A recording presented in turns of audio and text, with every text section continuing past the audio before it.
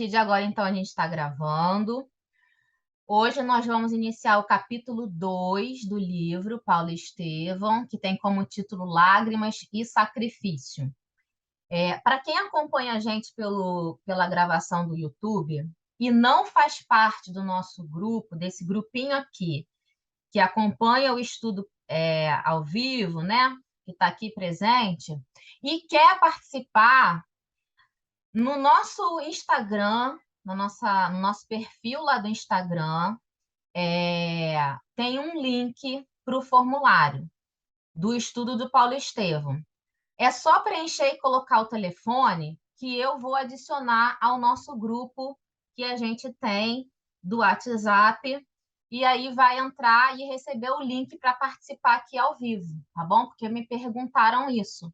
E aí, por isso que eu estou falando isso aqui. Então, quem quiser participar, pode participar. Quem está acompanhando a gente pelo YouTube e não sabe como participar, pode participar. É só preencher lá a ficha, colocar o telefone que eu adiciono no grupo e sejam bem-vindos. Bem, amores, não tem ninguém hoje aqui que está pela primeira vez, mas sempre eu gosto de falar para vocês. O nosso estudo é participativo, é construído por todos nós. Eu sou só uma facilitadora, aquela que estuda previamente, faz um resumo, traz algumas coisas extras, mas o estudo do Evangelho de Jesus, os estudos todos que nós fazemos aqui, é a construção do grupo, porque às vezes uma coisa me toca diferente do que toca cada um de vocês. E aí um acrescenta a sua experiência aqui e a gente engrandece e, e cresce, né, no aprendizado, no conhecimento dessa forma. Bom, então vamos lá. O que aconteceu, né? Eles foram presos. Depois que Gesiel chegou em casa, alguém caiu. Depois que Gesiel chegou em casa, o pai abriu o coração, né? Falou que eles tinham perdido a propriedade, última propriedade que eles tinham. Ele ficou com raiva, quis impor a justiça dele e colocou fogo lá na propriedade. Descobriram, né, que ele colocou e vieram e prenderam a família inteira, porque era assim que eles faziam ainda. E aí começa assim, né? Eles foram levados à prisão e começa assim, ó. A prisão que receberam as nossas personagens em Corinto era um velho casarão de corredores úmidos e escuros. Mas a sala destinada aos três, conquanto desprovida de qualquer conforto, apresentava a vantagem de uma janela gradeada que comunicava um ambiente desolado com a natureza exterior. Então, não era comum também, né? As prisões, as narrativas, quem já leu os romances de Emmanuel que conta a prisão dos cristãos, né? Vê que não era comum um acesso assim à parte exterior, né? Normalmente eram subterrâneas, úmidas, com mau cheiro, né? Então, de alguma forma, eles estavam ali tendo esse contato com o exterior, contato com a natureza. Alguém aqui? Não. Josedebe estava cansadíssimo e, servindo-se do manto que apanhara ao acaso ao retirar-se, Gesiel improvisou-lhe um leito sobre as lajes frias.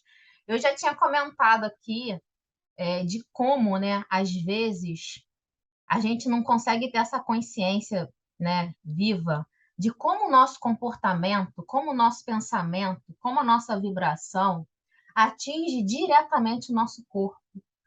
Quem já se percebeu num dia que nem realizou grandes atividades físicas, não, mas se chateou tanto, se aborreceu tanto, que deita na cama parecendo que carregou pedra o dia inteiro, né? E isso é visível, reflexo da nossa vibração no nosso organismo.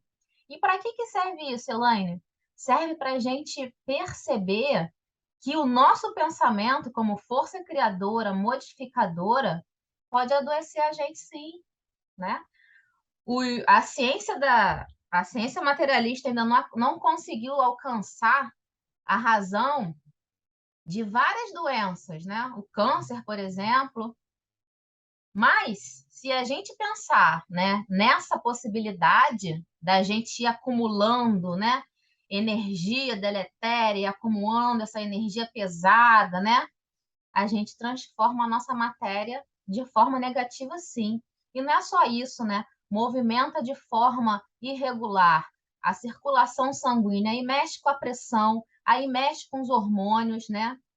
Olha como que o equilíbrio, né? Ou pelo menos a busca do equilíbrio é necessária, inclusive, para a nossa saúde física. E olha, isso aqui, né? Essa prisão, não sei se vocês estão acompanhando, se vocês estão conseguindo acompanhar a cronologia do tempo aqui. Essa prisão de Josedebe, tudo isso que a gente já leu até aqui, isso foi no segundo dia, né? Depois que a gente iniciou a leitura, o primeiro dia foi o dia que ele foi para o mercado. No segundo dia, né, que quando ele voltou do mercado, foi lido aquele édito, né, aquele edital, que Licínio Minúcio no dia seguinte ia receber. O dia seguinte é esse dia aqui, né?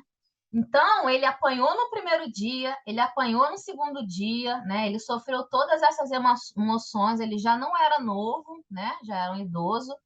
Imagina como que ele não estava, né? Então, ele caiu ali e ficou desse jeito que Emmanuel está narrando para a gente. O velho atormentado por uma aluvião de pensamentos descansava o corpo dolorido, entregue a penosas meditações sobre os problemas do destino humano. Acabei de lembrar outra coisa que eu tinha esquecido de comentar, que eu até tinha comentado com o André, deixa eu ver se o André está aí ainda. Tá.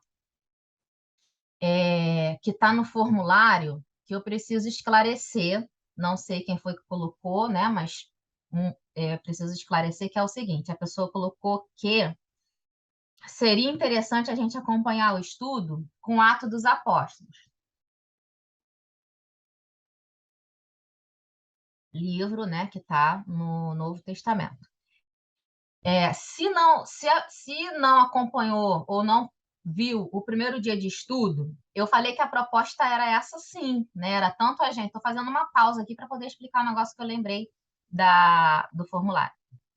A proposta é a gente acompanhar sim o estudo de Paulo e Estevão com a leitura de Atos dos Apóstolos. Só que a gente não chegou lá ainda, né? Porque Ato dos Apóstolos começa com a ascensão de Jesus, depois vem a substituição de Judas. Isso tudo é anterior a essa passagem aqui que a gente está acompanhando de um ano depois da crucificação do Cristo. Então, quem quiser, já pode até começar a ler esses primeiros capítulos de Atos. Mas a gente vai começar a juntar as leituras de Paulo e Estevão com o Atos dos Apóstolos quando a gente chegar aqui em Paulo e Estevão.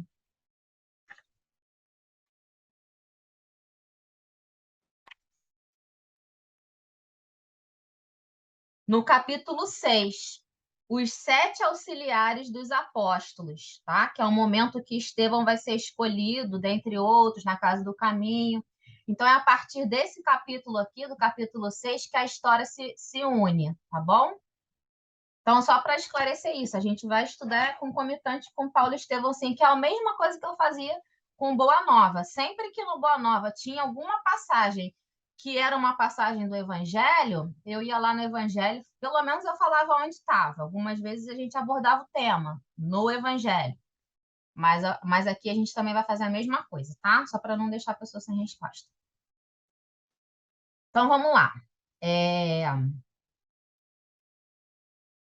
O corpo dolorido entregue a penosas meditações sobre os problemas do destino humano. Então, ele começou ali a pensar, né, sobre todas essas questões, despertar desse espírito. Nesse momento, né, nessa passagem da vida dele, nessa prova dele, o despertar dele para toda essa situação. Sem saber externar suas dores pungentes, engolfara-se em angustioso mutismo, evitando o olhar dos filhos, né? Se fechou, e não conseguiu mais pronunciar uma palavra. Gesiel e Abigail aproximaram-se da janela, segurando-lhe as grades, inflexíveis, e abafando com dificuldade a justa inquietação. Ambos olharam instintivamente o firmamento, cuja imensidade sempre resumiu a fonte das mais ternas esperanças para os que sofrem para os que choram e sofrem na terra. A gente tem esse hábito, né? De procurar Deus olhando para o alto, mesmo sabendo que nós estamos mergulhados no seu amor, né? Mergulhados no seu plasma divino, como está lá em Evolução em Dois Mundos, né? Estamos mergulhados no amor de Deus. É assim que Deus percebe a todos nós.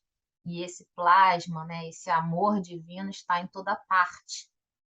Está fora, está dentro. Mas a gente costuma, né, olhar para o firmamento, olhar para o céu, ou aquilo que a gente acha que é céu, né? Porque se a gente sair do planeta, onde que está o céu? Está em cima, está embaixo, está do lado? Mas isso é interessante, né? A gente faz isso, olhar para o céu. Quem já não olhou para o céu e já não pensou, né? Ah, Deus. E assim eles faziam ali naquela janelinha, que para eles então representava, né, essa conexão. Isso é muito simbólico também, né? Porque em momento nenhum eles perderam a conexão com o Pai. Se eles tiverem, eu vou falar, se eles estivessem nas prisões comuns que eram nos calabouços, né? Ainda assim, sem esse contato visual, ainda assim eles olhariam e veriam o céu e clamariam, né? E sentiriam a presença de Deus.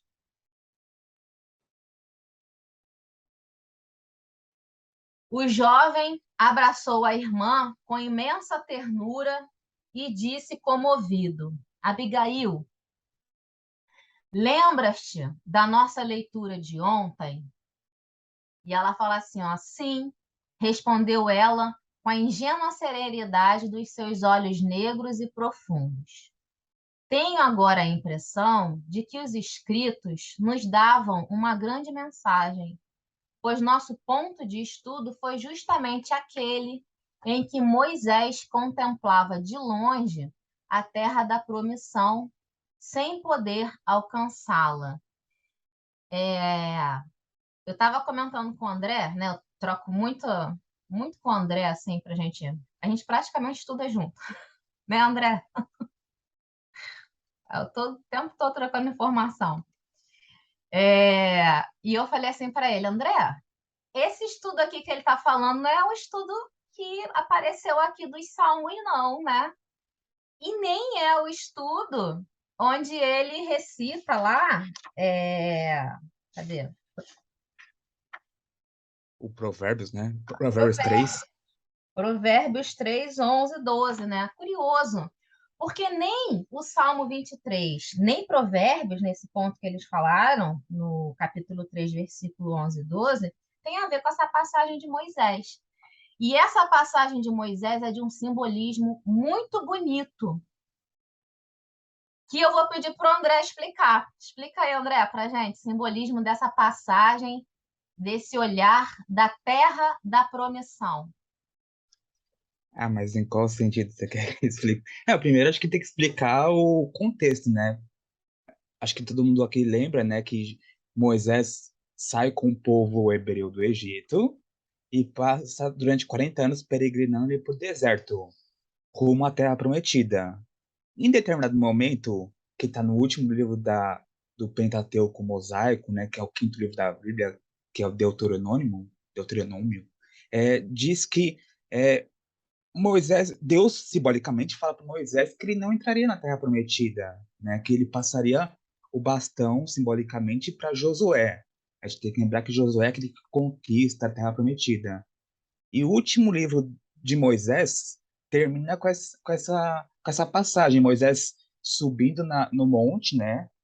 Que é um símbolo da elevação, avistando simbolicamente ali toda a terra prometida, né? A região de Canaã, e acaba desencarnando naquele local.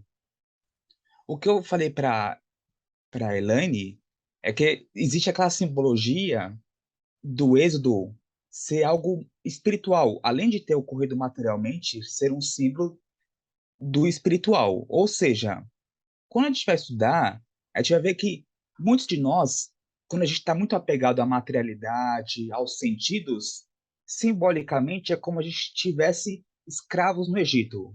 O Egito, no hebraico, tem essa significação de estreiteza, limitação.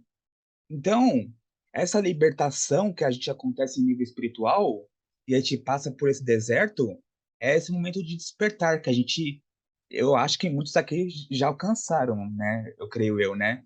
Que a gente está caminhando para o deserto. A gente monta nosso tabernáculo, nossas cabanas, encarna, desencarna, tem a lei que é recebida no Monte Sinai, enfim, rumo à Terra Prometida, que é o quê? Não é um local físico. A gente vai ver até mais para frente na segunda parte, depois que Saulo se converte, uma conversa dele com seu mestre Gamaliel, lá numa cabana no deserto. E o Gamaliel fala o seguinte, uma coisa muito interessante, que nas reflexões dele, a Terra Prometida não era um local geográfico, porque todo local da Terra é abençoado por Deus. Não faria sentido Deus levar eles para um local geográfico, mas era um estado de espírito. E que nas reflexões dele, essa Terra Prometida seria o Evangelho de Jesus, nas reflexões de Gamaliel. Ou seja, como se fosse passando para essa outra revelação. Então, puxando agora de volta para nossa reflexão, a gente sai da nossa escravidão dos sentidos, da materialidade e vai caminhando rumo a essa terra prometida, que é essa comunhão com os ensinamentos do Cristo, com as leis divinas, né? Com esse estado de comunhão.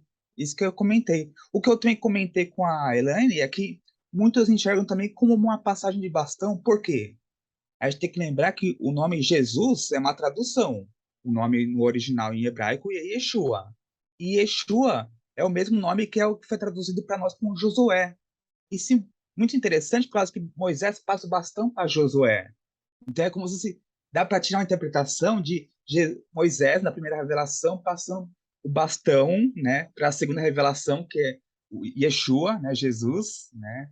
Então dá para tirar várias reflexões desse tipo, né? Era isso que você queria, Elaine? Ou era uma outra Sim, coisa? exatamente isso, perfeito. Obrigada, amiguinho. Obrigada, muito bonita. A Elsa quer Eu acho falar. Fala, é. Elsa. A Elsa também é estudiosa. Ih, agora, eu não gosto de falar que ela é estudiosa, não. Agora já foi. Ela é muito estudiosa também dos estudos do Haroldo de Êxodo, do Levítico, né, Então, Elsa? o Êxodo traz interpretação, não é, Elza? O Haroldo Isso deve falar. mesmo que eu ia falar. Eu estudo o Êxodo com Haroldo, e ele fala justamente o que o André explicou. Inclusive, ele explica isso, que a Terra Prometida é a conquista do reino de Deus em nós, né? Essa comunhão com Deus, que é o final da nossa peregrinação. Todos nós estamos peregrinando aí no deserto, que é esse encarnar, reencarnar, passar pelas expiações, provas, superar e evoluindo, né? Nessa conquista. Muito bom, Não é Elsa. isso? Muito Não é bom. isso, André?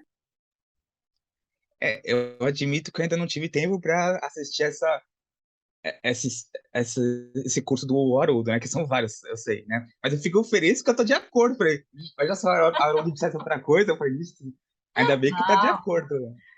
eu faço um link entre vocês dois, entre a Elsa, o estudo da Elsa, entre você, e tá tudo de acordo. Muito Mas é muito bom, bonito, né? Como muito bonito. Olha, a, isso que eu a vou gente, falar. a gente com o tempo vai tendo um olhar ressignificado com o Antigo Testamento, porque até então a gente tinha muito preconceito. Ah, não, isso daí é besteira. Mas você pode chegar a tudo, por exemplo, Adão e Eva para o olhar simbólico, Arca de Noé, qual é o simbolismo por trás, tirar o espírito da letra. E até passagens como o Êxodo, por exemplo, ou tantas outras, mostra muito, não fora, mas dentro de nós, né? Muito bonito isso. Como, Muito. como diz Estevão vai dizer agora, daqui a pouco, né, quando mais para frente, quando ele for diante do Sinédrio, Israel é um símbolo da humanidade inteira. E Emmanuel vai falar isso no Consolador também, né? Então a gente consegue nos enxergar, como a Elsa falou. Exatamente. Muito bom, amores. Obrigada. E, né, o mais interessante, né? Ou complementando tudo isso, que tudo isso é muito interessante. Olha o que Gesiel e Abigail vão trocar sobre esse estudo, né? Não está aqui qual foi esse estudo que eles fizeram, né? Porque, como eu falei, não é aquele estudo dos Salmos, não é estudo do Provérbio, mas isso mostra que eles liam e estudavam constantemente. Então, eles buscavam nas Escrituras constantemente. Isso era um hábito, já era um hábito deles, né? Que a mãe trouxe para eles, né? Buscar suporte emocional, espiritual, lendo os textos que eles tinham, né, da lei antiga. E olha o que vai acontecer. Ela falou assim: vou reler de novo que vale a pena. Ó. Abigail, lembras-te da nossa leitura de ontem? Então, eles não buscavam só o reforço da fé na prece, não, mas no estudo também. Igual a gente aqui, hein? Viu? Que a gente faz prece, a gente faz estudo, a gente faz leitura, ó, é igual a gente. Sim, respondeu ela com ingênua serenidade dos seus olhos negros e profundos. Tenho agora a impressão de que os escritos nos davam uma grande mensagem, pois nosso ponto de estudo foi justamente aquele em que Moisés contemplava de longe a terra da promissão sem poder alcançá-la.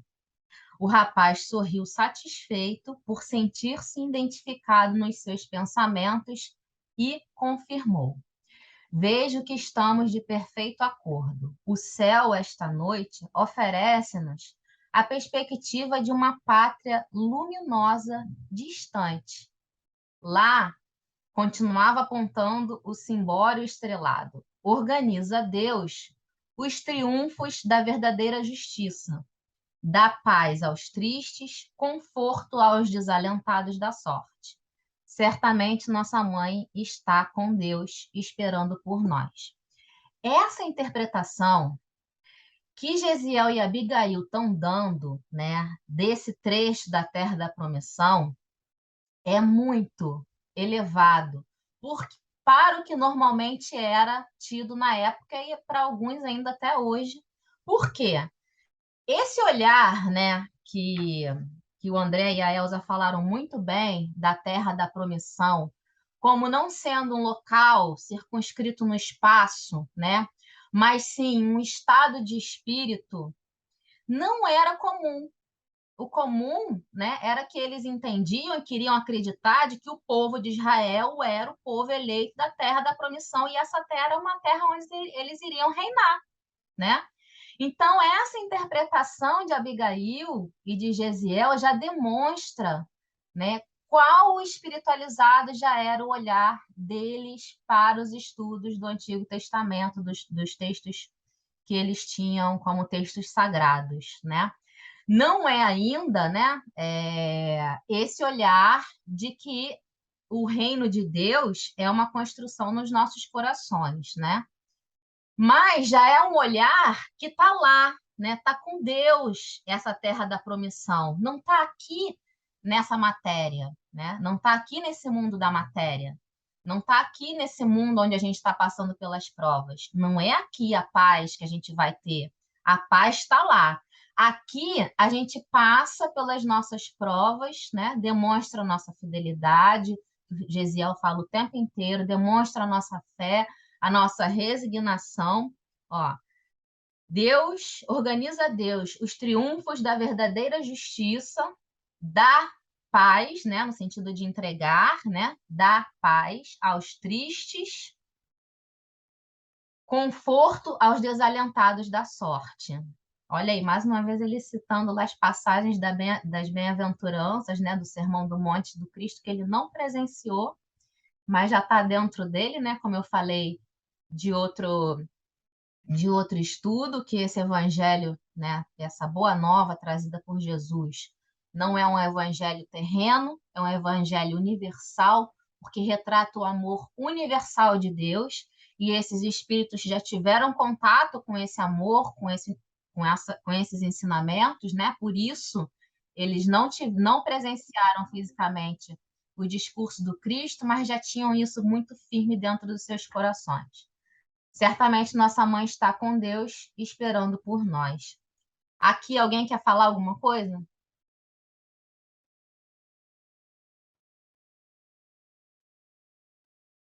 Eita, tem um monte de colocações aqui no chat. Deixa eu ver, vamos lá. Todo mundo.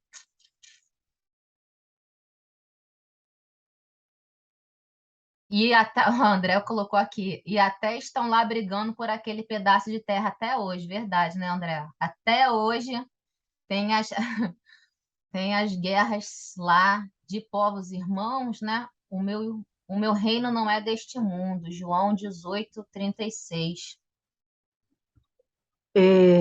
Essa visão também pode ser vista como o que espera de nós, de tudo que a gente faz aqui na Terra, de bom, a sorte não, é o presente, né?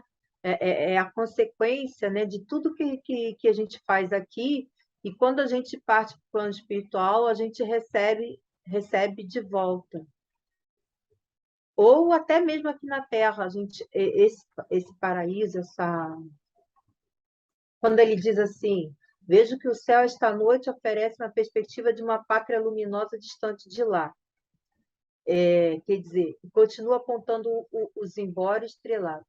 Organiza a Deus os triunfos da verdadeira justiça, que essa verdadeira justiça só vai ser realizada no futuro, entendeu? No caso, que eles vão receber a recompensa futuramente por tudo que eles estão passando. Muito bom, Mesmo Bia. sofrendo perseguições e outras coisas mais, eles podem estar sofrendo agora, mas a recompensa disso tudo amanhã vai ser muito boa. Eles vão ser E bem espíritos. aproveitada, né, Bia? Assim, se Isso, conseguir, né? a prova bem aproveitada, a expiação bem aproveitada com resignação, fé e calma, a gente consegue colher frutos bons desse sofrimento todo e nos tornar luz. É transformar o sofrimento em luz, né? Muito Enfim, bom, é Bia. isso, é a recompensa futura, né? Muito bom. É isso. Ó, o André também colocou aqui, bem-aventurados os que têm fome e sede de... Tudo que Gesiel está falando, né, lá das bem-aventuranças, que têm fome e sede de justiça, porque eles serão fartos. Bem-aventurados os que choram, porque serão consolados. É o que estava aqui no chat. Isso que a Bia falou, né, traz para gente o que a gente vai ver o tempo inteiro, e a gente já viu no Boa Nova, né, de tamanha consonância dos estudos, né, dos esclarecimentos da doutrina que a doutrina espírita traz para a gente sobre as leis de Deus, estão perfeitamente, né, comungam perfeitamente com as mensagens que o Cristo trouxe, que ao longo dos anos foram mal entendidas, modificadas, né? Mas se a gente pega essas obras, né, que essa é a proposta, né, do Espiritismo, né, trazer para a gente o cristianismo como era vivido lá na origem, né, como era entendido, como era vivido, trazer para a gente esse entendimento. E aí a gente vê tudo isso, né, tudo que a doutrina espírita esclarece para a gente de uma forma tão clara nos ensinamentos desses personagens, né, que trazem para a gente. Abigail mostrou-se muito impressionada com as palavras do irmão e acentuou: Você está triste? Estás tristes? Ficaste agastado com o proceder do nosso pai? Pergunta pertinente, né? Depois de tudo que o pai, né, cometeu, seria, né, aceitável que um filho ficasse chateado. Se esse filho não fosse esse espírito que é Gesiel. Né? Gesiel não. Gesiel traz para a gente, né, na mais perfeita, assim como ele vai trazer muitos outros ensinamentos, né, na mais perfeita grandiosidade, honrar pai e mãe. Né? Tem um estudo que diz, foi até o Haroldo mesmo falando, né? Quem conhece a história de vida do Haroldo sabe que não foi fácil, né? A vivência dele, que ele nasceu sem pai e tal. E aí ele falou que um dia ele despertou, ele falou assim: mas eu não tenho que exigir nada dos meus pais, né? Eles já me deram o que eu precisava, já me deram a vida. Eles podem errar no que for, porque eles já me deram a vida e eu só preciso disso.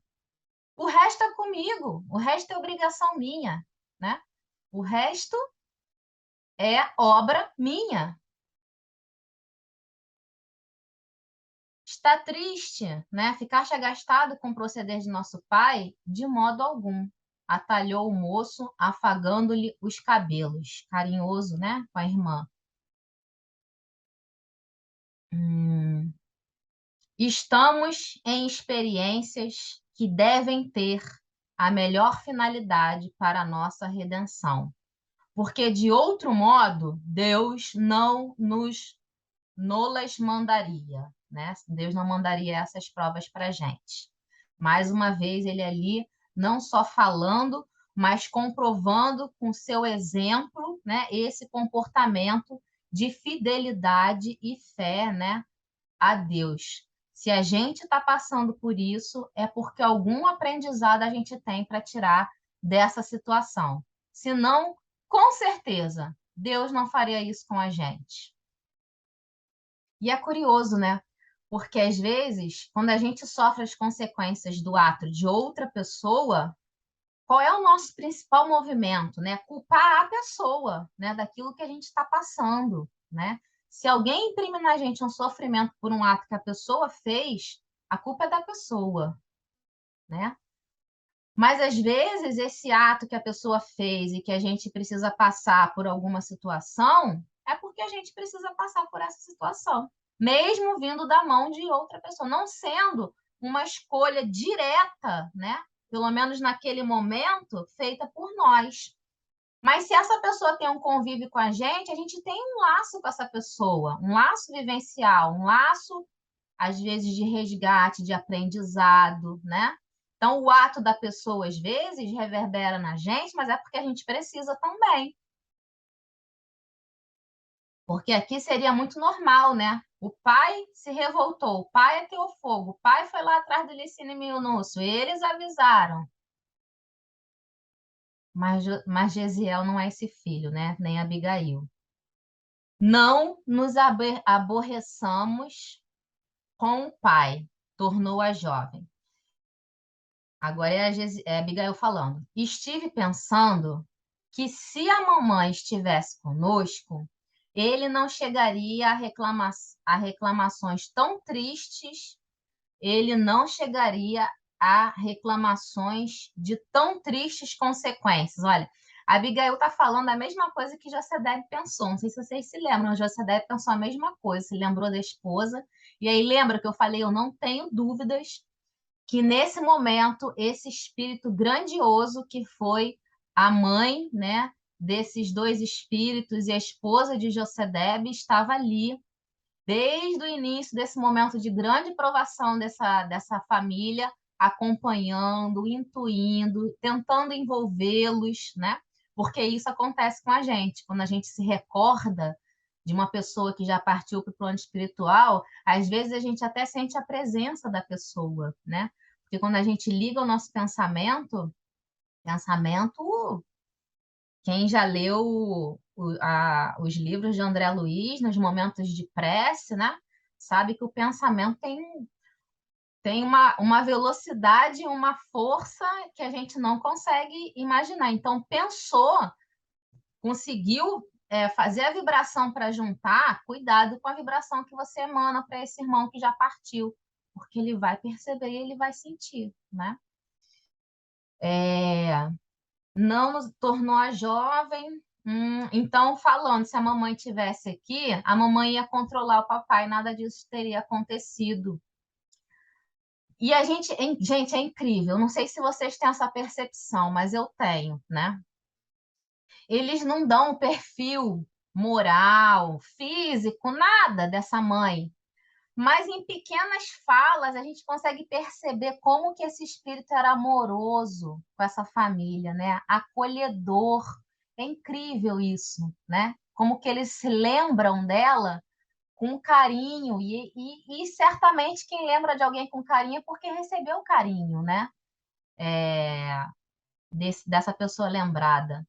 Nós não temos aquele poder de persuasão com que ela, ó, carinhosa sempre, iluminava a nossa casa. Lembras-te? Sempre nos ensinou que os filhos de Deus devem estar prontos para a execução das divinas vontades. Os profetas, por sua vez, nos esclarecem que os homens são varas no campo da criação. O Todo-Poderoso é o lavrador, e nós devemos ser os galhos floridos ou frutíferos na sua obra. A palavra de Deus nos ensina a ser bons e amáveis. O bem deve ser a flor e o fruto que o céu nos pede. Elaine, Fala, Elza, pode falar. eu entendi que eu queria até saber se vocês têm a mesma percepção que eu tive. Eu entendi aqui que são varas, né?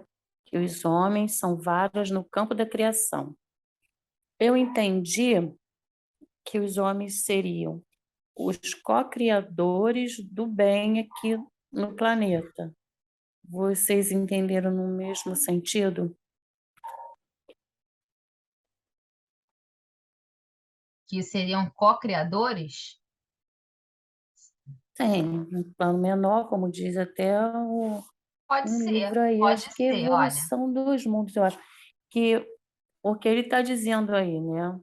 Que o bem, onde que é o Todo-Poderoso é o lavrador e nós devemos ser os galhos floridos ou frutíferos na sua obra, quer dizer, fazer o bem, né? E ele diz que somos varas, os homens são varas no campo da criação. Sim, É, eu também acho que a gente pode entender dessa forma, né? Apesar de a gente poder ter várias, a gente até tem essa questão do galho, né? Dos galhos floridos, do frutífero, parábolas que trazem essas simbologias para a gente, né? Mas a vara, né, ela tem duas simbologias que eu já vi nos estudos do Evangelho, né? É aquela simbologia da resignação e da resiliência, né? E nesse sentido aqui que você está falando, quando ele fala assim, ó, sempre nos ensinou que os filhos de Deus devem estar prontos para a execução das divinas vontades. Os profetas, por sua vez, nos esclarecem que os homens são varas no campo da criação. O Todo-Poderoso é o lavrador e nós devemos ser os galhos floridos ou frutíferos na sua obra. Nessa segunda parte, onde ele fala que o Todo-Poderoso é o lavrador e nós devemos ser os galhos floridos ou frutíferos, né? É como se nós fôssemos na condição de divulgadores do amor, né?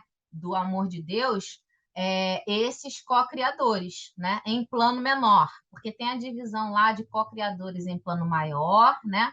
E co-criadores em plano menor. De co-criadores em plano maior seriam os espíritos crísticos, os espíritos puros, isso. né? E os co-criadores em plano menor seríamos nós, quando conseguimos efetivar, através dos nossos atos, boas obras no campo da terra, né? Ou no campo do nosso coração, no campo do coração do outro. E isso é sempre um ato de criar, né? E se você está criando um ato bom, você está co-criando com Deus, porque Deus só cria ato bom, né? Então, se a gente está criando alguma coisa de bom, a gente está co-criando com Deus. É isso? Esse foi o meu pensamento. Sim. Muito bom. André, tem alguma coisa para falar sobre esse trechinho que a Elza trouxe? Não, só lembrei que, igual você falou, que é um, mesmo eles sem conhecerem Jesus, o Evangelho, ele já citar algumas referências que a gente vai ver em algumas parábolas que Jesus contou, né? Muito interessante. Muito Como eles já eram cristãos sem saber. Sem existir esse título, inclusive, né? sem existir Mas a verdade já veio da época deles, né? Eles falam com o simbolismo da época, com a interpretação da época, que é praticamente o reforço que Jesus trouxe para ela, né? Não é isso? É isso, mas tem algumas simbologias que estão muito explícitas, né? Como, por exemplo, os galhos floridos, as frutas que vêm, né? Que são muito explícitos nas parábolas que Jesus trouxe. Há Ah, simbologias, sim, isso né? é. Há simbologias que estão tanto no Novo Testamento como no Velho Testamento, né? Às vezes até com a mesma ideia, digamos assim, né? Mas outras não, outras são muito fortes no Novo Testamento, porque trouxe Jesus os ensinos por parábolas, né? E aí a parábola traz essas simbologias para gente. É isso que o André quis dizer. Agora, olha, me veio uma questão aqui que é o seguinte: os profetas, por sua vez, nos esclarecem que os homens são varas no campo da criação. Eu vou pesquisar para trazer na semana que vem se tem alguma fala dos antigos profetas falando especificamente sobre essas varas, sobre o homem ser vara. Na cabeça agora, tá, porque também, né, eu não conheço o texto do Antigo Testamento 5%. Mas eu vou pesquisar para trazer se tem alguma coisa específica sobre isso. Se o André quiser ir pesquisando aí, que ele gosta também de pesquisar. Entendeu, André, que eu falei? Se tem alguma coisa. Eu tentei pesquisar por cima, mas aí eu precisaria ver o contexto, porque, por exemplo, acha, por exemplo, Jeremias, Ezequiel, acha a palavra varas, mas eu preciso ver qual o contexto que tá, né? Mas É, é frequente. precisa ler com calma. Vamos fazer essa pesquisa, então, para trazer para a próxima semana. Outro trecho que dá para lembrar bastante é João 15, que Jesus fala que eu sou a videira verdadeira. Por quê? Porque ele fala assim, ó, no versículo 5, eu sou a videira, vós as varas, quem está em mim e eu nele, esse dá muito fruto, porque sem mim nada pode fazer. E ele faz essa questão de separar um pouco os que dão fruto, que não dão fruto. Eu vou colocar aqui no chat, depois vale a pena ler, que é muito bonito também. E lembra bastante esse trecho. Lembra? Muito bom, vamos lá. Então, fica aí para dever de casa. Faz a pesquisa também, Elza. Traz para gente. Ó, o André colocou aqui na Bíblia Online esse trecho. Vamos Eu lá. boto também no grupo, né? No grupo é Bota, André, mais no fácil da grupo. O gente André ver. tá lá no grupo. Bota lá no grupo, por favor, amigo. Vamos lá. Coloca. Nessa altura. Fala, André. Quer falar? Quer falar, André? Não, só ia falar que eu acompanho sim. Ah, tá. Obrigado. Nessa altura, a bela jovem fez uma pausa significativa. Seus grandes olhos estavam velados por tênue véu de pranto que não chegava a cair. Entretanto, continuou ela. Entretanto, continuou ela, emocionando o irmão carinhoso. Sempre desejei fazer algum bem sem jamais o conseguir. Essa passagem aqui é bem bonita também. Jamais o conseguir. Quando nossa vizinha enviuvou, quis auxiliá-la com dinheiro, mas não o possuía. Sempre que me surge uma oportunidade de abrir as mãos no sentido de entregar alguma coisa material, de fazer caridade com alguma coisa material. Sempre que me surge uma oportunidade de abrir as mãos, tenho-as pobres e vazias. Então, agora eu penso que foi útil a nossa prisão. Não será uma felicidade neste mundo podermos sofrer alguma coisa por amor a Deus? Então, nesse momento, o que ela está falando? Eu sempre quis fazer a caridade, né, do ponto de vista material. E eu entendia que essa seria a minha melhor expressão para Deus de devoção com meu irmão, né? Que Deus iria gostar desse meu comportamento, né? De entregar alguma coisa de que o irmão tivesse precisando. Agora ela começou a perceber que há outro tipo de outra forma de demonstrar fidelidade a Deus, né? Que é no campo da moral e da resignação e da fé, que é justamente o que ela está passando agora. E ela Mas pensou, não fala, é ela, não. É o irmão.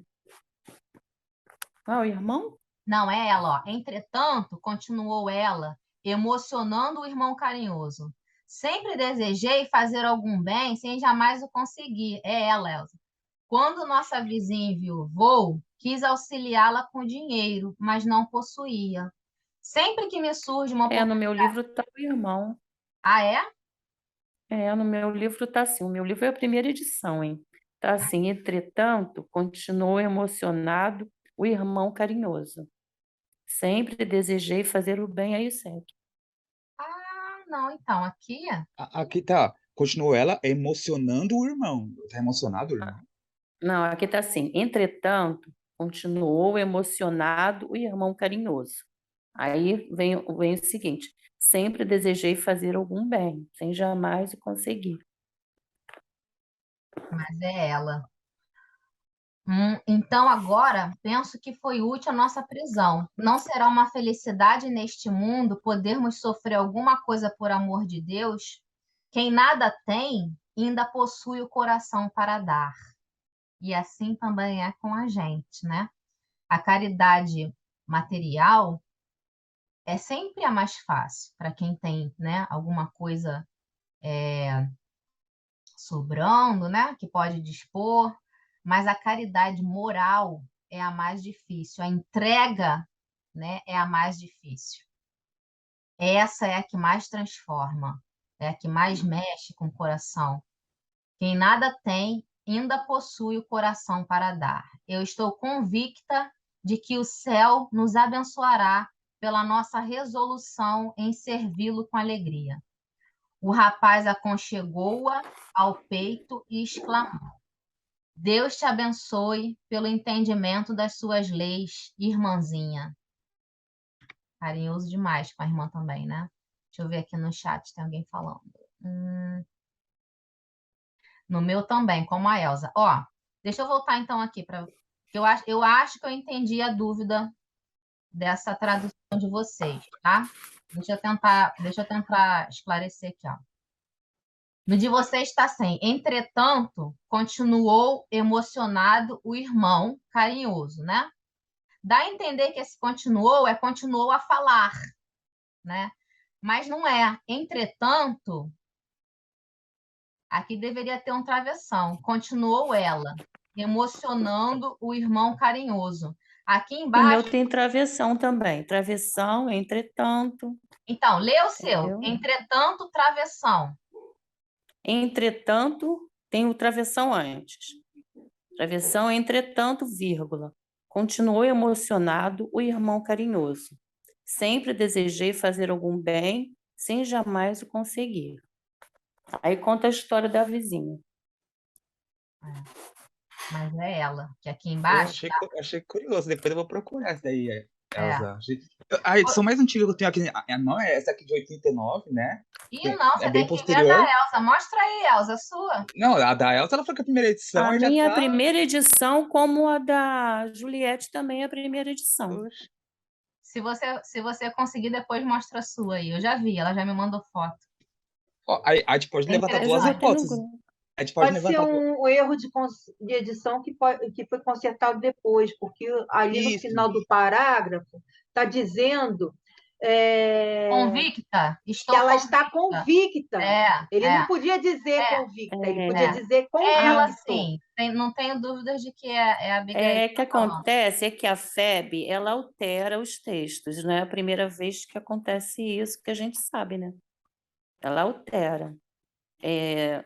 Tem um livro também que eu estava estudando com a Conceição, Libertação, que a FEB omitiu um parágrafo, entendeu? Tem isso, a Nos gente livros sabe. mais modernos, É. entendeu? Ó, longa pausa estabelecer-se entre ambos enquanto mergulhavam no infinito da noite clara, os olhos ternos e ansiosos. Em dado instante, voltou a jovem a considerar: por que será que os filhos de nossa raça não são perseguidos em toda sorte, provando injustiça e sofrimento? Aqui está o trecho que o André falou, ó. Suponho, respondeu o moço, que Deus o permita, a exemplo do pai amoroso, que para educar os filhos mais jovens e ignorantes, toma por base os filhos mais experientes. E aquilo que a gente viu, né, naquele trecho que eu trouxe lá do A Caminho da Luz, explicando a missão, né, dos israelitas, de que como sendo, né, o povo hebreu como sendo um povo que já tinha um conhecimento de Deus, né, e uma dedicação e uma religiosidade, uma espiritualidade já muito aprimorada, veio, né, tinha como uma das missões passar esse conhecimento, esse sentimento, esse entendimento para todos os povos, né, como se fossem os irmãos mais velhos que já tinham aprendido isso, trazer isso para os irmãos mais novos, que eram os espíritos que estavam aqui iniciando a sua caminhada. Enquanto os outros povos amortecem forças na dominação pela espada ou nos prazeres condenáveis, nosso testemunho ao Altíssimo, pelas dores e amarguras, multiplica em nosso espírito a capacidade de resistência, ou seja, eles também deveriam, né, pela interpretação de Gesiel aqui, passar por essas provas e demonstrar esse comportamento que Gesiel está demonstrando, porque esse comportamento é um comportamento de quem tem comunhão e fé com Deus, resignação.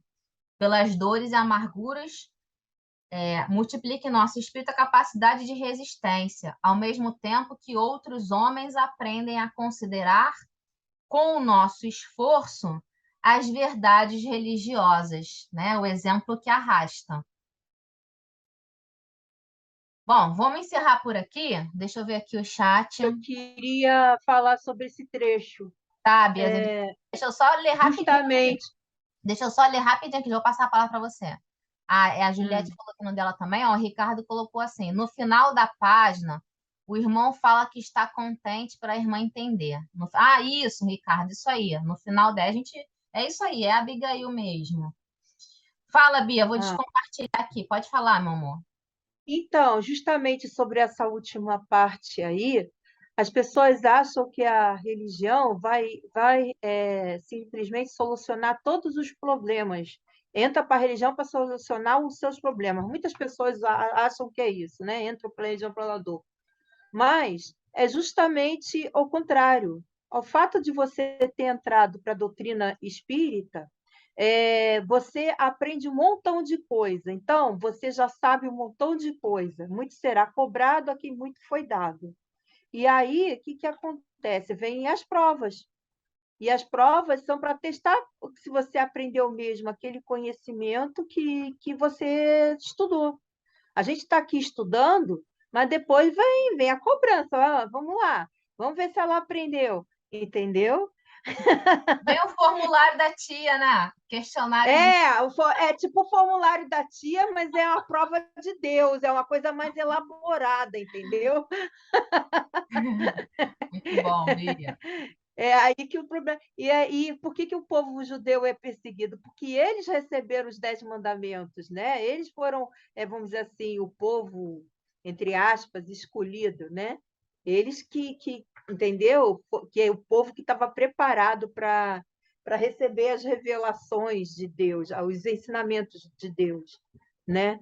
Então, ele é perseguido justamente por isso, porque eles sabem lá os 10 mandamentos de cor salteado e não pratica, então eles são testados, né, a toda hora, todo instante, para ver se eles estão sabendo mesmo, né? Então, é isso, é exato isso. Muito bom. Tô vendo que o meu amorzinho tá aqui, meu amorzinho tava... Quer falar, amorzinho? Não, né? Bom, amores, vamos encerrar por aqui, né, nosso estudo de hoje. Lembrando, quem não estava aqui no início, quando eu falei, deixa eu ver se tem alguém que não estava. Acho que todo mundo estava. Manuela, Manu tá aí, Ana, tem gente que não estava, então eu vou repetir. O questionário que eu mandei o formulário, eu ia fazer o fechamento hoje, mas eu não vou fazer porque alguns irmãos pediram para eu esperar que querem fazer e não tiveram tempo, tá? Então, semana que vem eu vou começar o nosso estudo fazendo o fechamento que eu quero fazer com essas respostas. Então, quem puder, que não respondeu ainda e puder, responde lá para a gente fazer esse fechamentozinho. Mas o que já está lá, eu falei no início que eu já gostei muito de ver as respostas que estão lá. Então, alguém quer falar mais alguma coisa? Fala, Amore. Não, só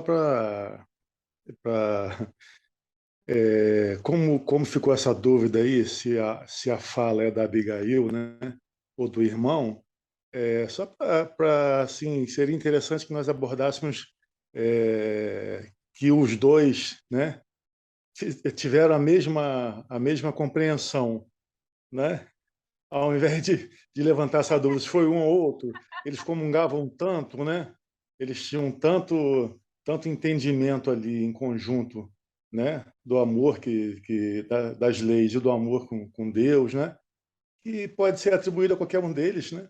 Porque de fato eles tinham esse entrosamento, né? Essa fé inabalável ali era comungada assim por todos eles, né? Tinha uma comunhão grande, né? Eu acho que eles tinham até uma situação que acontece que é engraçada. Quem já teve uma situação de conviver de muito perto, né? O convívio, às vezes acontece comigo e com o Marcos uma coisa curiosa, né? E aí depois eu fui até buscar entender isso. Ele tá aqui, não vai me deixar mentir. Às vezes eu falo alguma coisa e ele fala assim, não é possível. Eu estava pensando nisso. E a gente não estava falando sobre o assunto, né, amor? É verdade. Inclusive, E quando você diz assim, hoje a gente não precisa arrumar a casa, eu falo, minha filha, eu estava pensando nisso. mentira, isso eu não falo nunca. Aí você falando dessa comunhão do Gesiel e Abigail, né? Isso faz parte. Quando a gente tem um entrosamento muito grande, né? Uma troca de vibração muito grande, até o pensamento, né? Os espíritos se comunicam por pensamento, né? A gente já faz isso, só que quando a gente tem uma dificuldade, a gente precisa ter uma comunhão muito grande, né? E a gente precisa ter uma proximidade muito grande, mas isso é um ensaio da forma como os espíritos se comunicam, né? Eu lembrei disso quando você falou. Obrigada, amorzinho. Então, amores, vamos encerrar por hoje. Quero agradecer a vocês mais uma vez, dizer que terça-feira eu estou aqui aguardando. André, meu querido, companheiro de estudo, muito obrigada pelas suas colocações. Beijo grande. Quem vai fazer a nossa prece final? O André colocou assim, aí a gente pode ver o papel da mulher no lar. Qual é? Exigir a arrumação? Não, tô falando da mãe do Abigail do Gesiel, no caso, né? Você vê a influência que eles tiveram sobre todo aquele ambiente familiar, né? Sim, sim, Claro, já eram espíritos preparados, obviamente, não tem dúvida, mas olha a influência, vira e mexe, eles estão citando a mãe, enfim. Olha o exemplo que essa mãe deu, né? É sim. muito bonito. Exemplo muito grande. Essa família aí é muito E o especial. ensinamento, André, o ensinamento pelo amor, né? O ensinamento pelo carinho, que é o que fica, né? É o que marca o espírito, né? Quando a gente quer ensinar pela força, não vai. Mas o ensinamento pelo amor vai, né? Pelo carinho. Pelo Rosana exemplo, falou, nesse grata caso, né? pelo estudo de hoje, grata pela sua presença, amiga. Ricardo, gratidão pela dedicação e ensinamento. Boa noite, amigo. Acho que ele saiu. Não, tá aqui. Boa noite, amigo. Obrigada, viu? Ó, quem vai fazer a nossa prece de hoje, de encerramento? Faz, André, pra gente? Tá bom. Então vamos. Então vamos elevando nossos pensamentos ao nosso Pai, ao nosso Mestre Jesus, aos nossos amigos benfeitores espirituais desse grupo, aos respectivos mentores, aos espíritos envolvidos nessa trama, ao nosso querido Gesiel, Abigail, Redeb, enfim, todos esses envolvidos.